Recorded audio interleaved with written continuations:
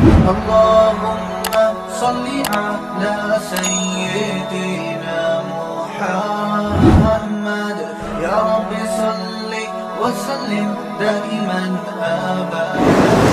لیکن خیر کے کاموں میں جلد بازی کرنی چاہیے. ہاں وہاں اطمینان نہیں. فجر کی اذان 6 بجے ہو گئی تو اب بار بار گھڑیال دیکھتے نہیں رہنے کی. اجو تو اردا کلاک پچھی جمع تو بھی تھے, 10 منٹ اور سو لوں اور 5 منٹ سو لوں ને મોલ સાહેબ ફજરમાં કિરાત તો લાંબી જ કરે એટલે 6:30 ઉઠા, પાણીનું છાલકિયું મારી ને પાછો ચાય નહીં, उसमें नहीं. इसी लिए हदीस शरीफ में फरमाया 3 कामों में जल्दी करो. हाँ 3 कामों में जल्दी. हालांकि जल्दी करने को मना फरमाया गया, लेकिन 3 कामों में जल्दी करने को कहा गया है. नंबर 1 अस्सलातु इदा हान वक्तुहा. नमाज का वक्त हो जाए तो नमाज पढ़ लो. इंतज़ार मत करते रहो कि अभी टाइम बाकी है, टाइम बाकी है. ध्यान से सुनो आगे जो बात कह रहा हूँ. एक हदीस शरीफ में आया वो आदमी मुनाफिक है. कितना ख़तरनाक लबो लहजा है. वो आदमी मुनाफिक है जो बैठे बैठे इंतज़ार करता रहता है. अपने ज़माने में तर्जमा करेंगे, बैठे बैठे घड़ी देखता रहता है कि अभी असर की नमाज तो वैसे भी 6 बजे से आगे बढ़ने लगी, 6:17 को मगरिब की नमाज आजकल हो रही है. मुझे नहीं मालूम यहाँ क्या वक्त है, 6:25. हमारे इलाके में अक्कल कुआं में 6:17 6:20 के आजू बाजू है. अब 6:25 यहाँ तो कह दिया तो लोग कहते हैं 6 बजे है ना, अभी तो 25 मिनट गुरूब आफ्ताब को बाकी है, पढ़ूंगा 6:10 पर. अब वज़ू किया, खड़ा हुआ. हदीस में क्या कमाल दर्जे की बलागत इख्तियार फरमाई गई. क़ामा फ़नक़र अर्बअन ला यज़्कुरुल्लाह अज़्ज़ व जल्ल इल्ला क़लीला.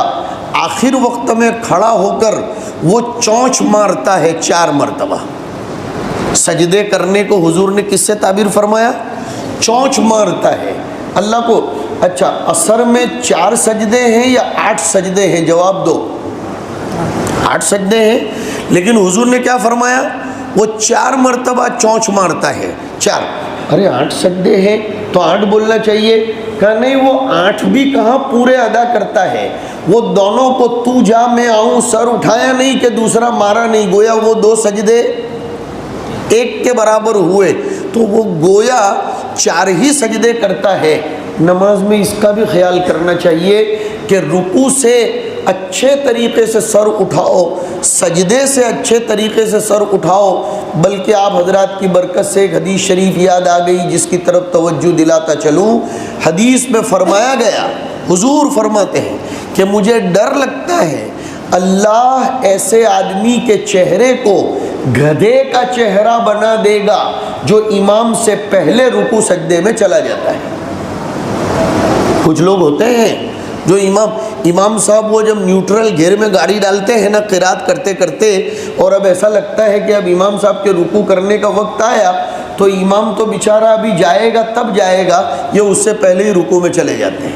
इमाम ने सर उठाया रुकू से, इमाम रुकू में जब जाएगा तब जाएगा. या अगर किसी मस्जिद का इमाम बेचारा बूढ़ा हो या उसके घुटने में कैल्शियम न हो तो उसको सजदे में जाते हुए देर लगती है, मुक्तदी उससे पहले. हुजूर ने मना फरमाया ला तुबादिरूनी बिर्रुकूइ वला बिस्सुजूद, मुझसे पहले रुकू सजदे में मत जाया करो. हम इमाम की पैरवी करने के लिए खड़े हुए हैं, सब्र के साथ हमें रुकू सजदा करना चाहिए. खैर बात ये चल रही थी कि 3 कामों में जल्दी करो. नंबर 1, जब नमाज का वक्त हो जाए तो नमाज फटाफट पढ़ लो, जल्दी जल्दी पढ़ लो, देर मत लगाओ. वक्त हुआ नमाज पढ़ लो. नंबर 2 में इरशाद फरमाया जब लड़का या लड़की बालिग हो जाए और मुनासिब रिश्ता मिल जाए तो फिर उसका निकाह करने में देर मत करो. हुजूर तो ये फरमा रहे हैं और इधर गवर्नमेंट 21 साल की बात कर रही है. ये असल में एक इजराइली पॉलिसी है. बात से बात निकल गई तो बतला रहा हूँ. ये एक यहूदी पॉलिसी है. एक तरफ زنا کو 16 سال کی عمر میں مانیتا دی جا رہی ہے کہ اس کو ریپ نہیں کہا جائے گا. اگر لڑکا اور لڑکی آپس کی رضامندی سے زنا کرتے ہیں تو اس کو مانیتا دی جا رہی ہے. اور دوسری طرف نکاح کو 21 سال تک لے جایا جا رہا ہے. حدیث نے فرمایا لڑکا لڑکی بالغ ہو جائے, اس کو مناسب رشتہ مل جائے تو دیر مت کرو کہ اتنا مال جمع کروں گا اور یہ ہوگا. بلکہ عجیب سی بات ہے, لڑکی کی شادی کے لیے جمع کیے ہوئے مال کا شریعت اعتبار بھی نہیں کرتی. واقعتاً آپ کی برکت سے اچھی اچھی باتیں اللہ بلوا رہا ہے کہ لڑکی کی شادی کے مقصد سے جو پیسہ یا جو سونا چاندی یا جو سامان آپ نے جمع کیا ہے, شریعت اس کو زکوٰۃ میں سے مائنس نہیں کرتی, حج کے واجب ہونے سے مائنس نہیں کرتی. سمجھانا پڑے گا اس کو. ایک آدمی نے لڑکی کی شادی کے مقصد سے 2-3 لاکھ روپے جمع کر کے رکھے ہیں, تو یہ تو ضرورت کے اندر ہے نا یہ پیسہ, تو کہ میری لڑکی 14-15 سال کی ہو گئی, جب 18-20 سال کی ہوگی تو میں اس کی شادی کر دوں گا. تو اس نے 2-3 لاکھ روپے جمع کر کے رکھے ہیں. لیکن ہر سال جب تک شادی میں وہ پیسہ خرچہ نہیں ہو جاتا ان پیسوں پر زکوٰۃ واجب ہوگی. بلکہ اگر وہ پیسہ اتنا جمع ہو گیا ہے کہ ان پیسوں سے آدمی حج میں جا کر آ سکتا ہے تو اس کو یہ مانیتا نہیں دی جائے گی کہ یہ پیسہ تو اس نے رکھا ہے لڑکی کی شادی کے لیے. کہا نہیں, اس سے حج میں جا سکتا ہے, حج کر کے آ جاؤ. دیکھو آپ, نہیں, اسلام سمپل اور سوبر مذہب ہے. لڑکا لڑکی کی عمر ہو گئی, مناسب رشتہ مل گیا, شادی کر دو, چھٹی کر دو, اب وہ ہیں اور ان کا معاملہ ہے. بلکہ ایک آیت کریمہ میں سورہ نور میں فرمایا گیا کہ اگر ضرورت مند ہوں گے نکاح کرنے والے, ان کے پاس پورتا پیسہ بھی نہیں ہوگا تو بھی وہ نکاح کر لے, انشاءاللہ اللہ تعالیٰ نکاح کی برکت سے ان کی روزی میں برکت دے دیں گے.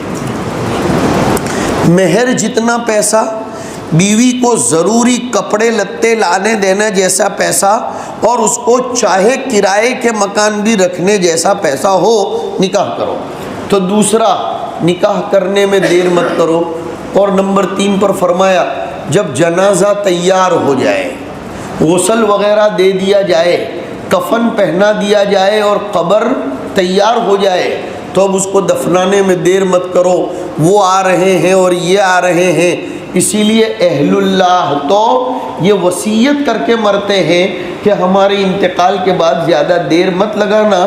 ہمارے استاذ مربی مکرم محسن گجرات بالخصوص حضرت مولانا عبداللہ صاحب کاپودروی رحمۃ اللہ علیہ, بلند قامت بلند پایا ہستی تھی. 4:30 بجے حضرت کا انتقال ہوا اور 9 بجے تو حضرت کی تدفین ہو گئی. ورنہ حضرت کے شاگرد, حضرت کے ماننے والے, حضرت کے جاننے والے ہندوستان میں کشمیر سے کنیا کماری تک میں پھیلے ہوئے ہیں. لیکن حضرت نے وصیت فرمائی تھی بھائی میرے مرنے کے بعد زیادہ دیر نہ لگائی جائے. اور حدیث شریف میں آیا, آج رات ہی میں بخاری شریف پڑھاتے پڑھاتے کتاب الجنائز میں ایک روایت آئی کہ جب آدمی مر جاتا ہے تو بھی وہ بولتا ہے, ہم سنتے نہیں ہیں. وہ تو بولتا ہے, ہم سنتے نہیں. اگر وہ نیک جنازہ ہے تو وہ بولتا ہے مجھ کو جلدی پہنچاؤ قبر میں, مجھ کو قبر میں جلدی پہنچاؤ, کائے کو مجھ کو رکھ چھوڑا ہے, قبر میرا ویلکم کرنے کے لیے تیار ہے, میں اپنی ماں سے ملنے کے لیے بے تاب ہوں. اس کی ماں یعنی کون؟ قبر. اسی لیے علامہ سیوطی نے بڑی پتے کی بات لکھی کہ دفن ہونے کے بعد قبر دبوچتی تو ہر ایک کو ہے, قبر کے دبوچنے سے کوئی بھی بچ نہیں سکتا. بڑے سے بڑا آدمی بھی ہو قبر اس کو دبوچتی ہے. علامہ سیوطی نے اس کی تشریح کرتے ہوئے لکھا ہے کہ اچھے لوگوں کو جب قبر دبوچتی ہے تو ان کو ایسا لگتا ہے جیسے ماں نے یا کسی دور سے مدت تک ایک دوست دوسرے دوست سے دور رہا ہو اور پھر وہ ایک دوسرے سے ملتے ہیں تو ایک دم زور سے نہیں دباتے. ارے بھائی میں اور آپ کوئی اگر تعلق والے ہیں، اور الحمدللہ ہم سب ہیں، انما المؤمنون اخوۃ، ہم سب اب اگر 5-10 سال کے بعد ہم ایک دوسرے سے ملے ہوں تو کیا ایسے ہی ملتے ہیں جیسے آج کل تو معانقہ بھی اسٹائلش ہو گیا ہے. اب تک تو سلام اسٹائلش تھا کہ یوں ہاتھ ملایا یوں ہاتھ ملایا، جیسے کہ روٹی بنتے ہیں اس طرح کیا جاتا ہے، یوں ختم ہو گئی بات. اور اب تو معانقہ بھی اسٹائلش بن گیا کہ خالی یوں لگایا یوں لگایا یوں لگایا ہٹ گئے ختم. نہیں، گلے سے گلا اچھے طریقے سے ملاؤ، سینے سے سینہ ملاؤ. اب 5-10 سال کے بعد اگر ملے ہوں تو برابر زور سے دبوچتے ہیں، اور بے تکلفی والی دوستی ہو نا تو دبوچتے ہی نہیں ہیں بلکہ اس کو اوپر بھی اٹھا لیتے ہیں. تو دبوچ لیتے ہیں نا. یہ دبوچنے سے تکلیف ہوتی ہے یا خوشی ہوتی ہے؟ خوشی. حالانکہ تکلیف تو ہوتی تو ہے. ہمارے ایک عرب استاد سبق میں سنایا کرتے تھے، ضرب الحبیب مثل اکل الزبیب، کہ اگر حبیب پٹائی کرے، اگر محبت والا گالی بھی دے دے، برا بھلا بھی کہہ دے، تو ایسا لگتا ہے جیسے کہ آپ نے کشمش کھائی ہو. ہاں، تو اچھے لوگوں کو قبر جو دبوچتی ہے وہ ایسے دبوچتی ہے جیسے برسوں کا بچھڑا دوست ایک دوسرے سے ملا ہو. اور برے آدمی کو جب قبر دبوچتی ہے تو پھر اس کی تو حالت خراب ہو جاتی ہے.